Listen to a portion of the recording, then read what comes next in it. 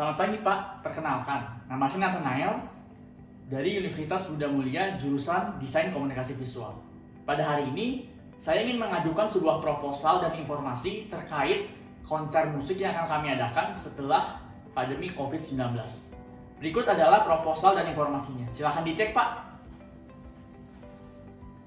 Halo, selamat pagi. Oke, saya baca sebentar terkait proposal kamu ya.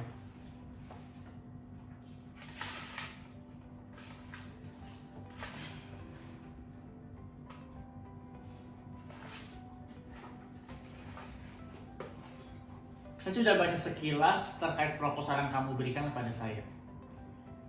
Dan setelah yang saya bacakan, kedatangan kamu ke sini adalah kamu ingin mengajukan proposal terkait konser musik yang ingin kamu adakan setelah pandemi COVID-19 berakhir. Dan menurut saya, apakah sebaiknya tidak diadakan terlebih dahulu konser tersebut? Karena mengingat tingkat COVID-19 masih ada di sekitar kita. Tapi Pak, berdasarkan data yang saya temukan dan juga berita yang saya cari terkait perkembangan virus COVID-19, virus ini terus menurun setiap harinya. Selama bulan Mei saja, tambahan kasus COVID-19 tercatat turun 75% dari bulan April. Sedangkan jumlah kasus di bulan April turun jauh dibandingkan bulan Maret. Bulan Maret sendiri ada total 448.000 kasus. Dan ini sudah tentu turun daripada bulan sebelumnya, yaitu bulan Februari. Pada bulan Februari tercatat kasus aktif COVID di Indonesia sekitar 1.211.000. Selain itu, WHO juga resmi mengumumkan pandemi COVID-19 sudah berakhir. Dan tentu tidak lagi menjadi kondisi darurat kesehatan global sejak pada tanggal 5 Mei 2023. Memang sudah yang sepertinya kita tahu bahwa beberapa bulan belakangan ini memang terjadi penurunan COVID-19 yang signifikan yang terjadi di beberapa wilayah di Indonesia. Saya penasaran apa tujuan dan kegunaan kamu untuk melaksanakan konser musik ini setelah pandemi COVID-19 berakhir. Berdasarkan data yang saya temukan di internet, karena banyaknya permintaan anak muda yang ingin menonton konser setelah pandemi COVID berakhir, tentu banyak penjualan tiket yang ada di setiap konser musik di wilayah Indonesia. Baik konser tersebut bersifat lokal ataupun dari luar. Berdasarkan data yang saya temukan, kurang lebih ada 70.000 orang yang menonton konser Blackpink kemarin.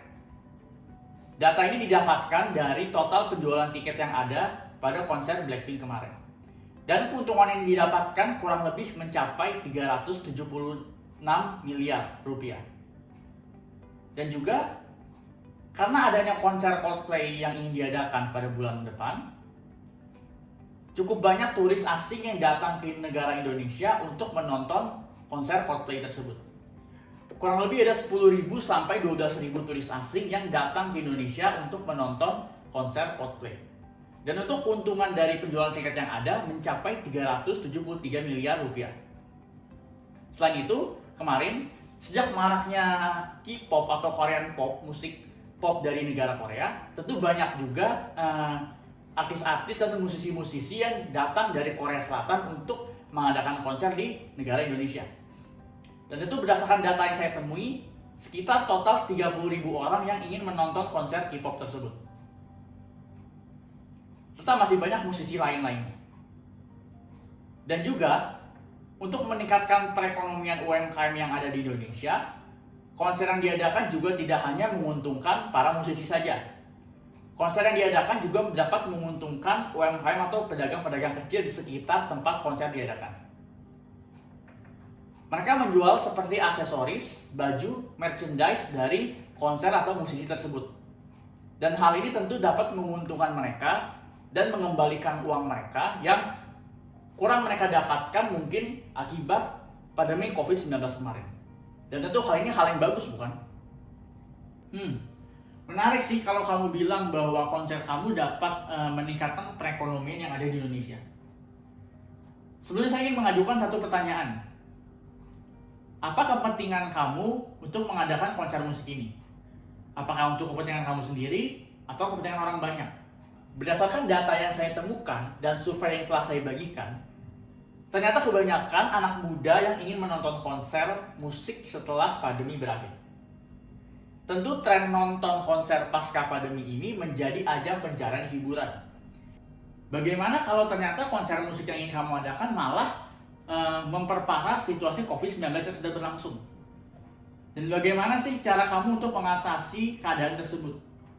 Bagaimana cara kamu untuk meminimalisir terjadi penyebaran COVID yang ada pada konser tersebut? Walaupun kami mengadakan konser setelah COVID-19 berakhir, kami tentu masih ingat bahwa COVID-19 ini masih ada di sekitar kita. Mungkin COVID-19 ini dapat menginfeksi diri kita di setiap kita memijakan tempat. Dan bagaimana cara kita sebagai masyarakat untuk mencegahnya? Tentu kita harus menerapkan protokol penggunaan masker dan sering mencuci tangan sebelum kita mengkonsumsi sebuah makanan. Dan pada saat konser nanti, kami tentu akan meminimalisir penyebaran COVID yang ada. Dengan cara apa? Kami akan memaksimalkan pembatasan penjualan tiket yang ada, sehingga tidak adanya overkapasitas dari masyarakat yang ingin datang ke konser kami nanti. Selain itu, kami juga akan menerapkan protokol ketat yang telah disampaikan pemerintah yang berguna untuk mencegah penyebaran COVID-19.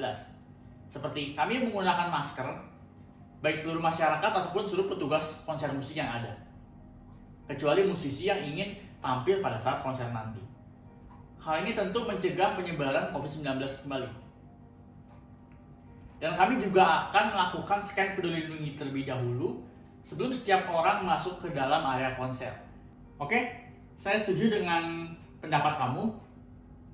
Jika memang kamu ingin menerapkan protokol COVID-19 serta penggunaan masker di setiap masyarakat dan petugas-petugas konser nanti.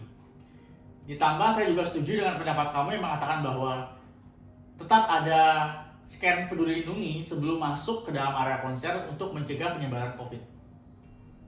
Jika memang itu yang kamu lakukan nanti, saya akan setuju. Untuk lebih jelasnya nanti kamu bisa menghubungi asisten saya. Oke, terima kasih atas perhatian dan waktunya ya.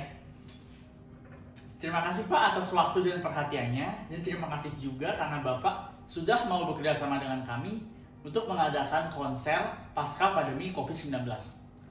Dan tentu kami tidak akan lupa akan janji kami yang kami katakan tadi, bahwa kami akan menerapkan protokol COVID-19 sesuai arahan dari pemerintah yang berguna untuk mencegah penyebaran dan penularan COVID-19 yang ada di Indonesia. Oke, saya izin undur diri. Terima kasih Pak.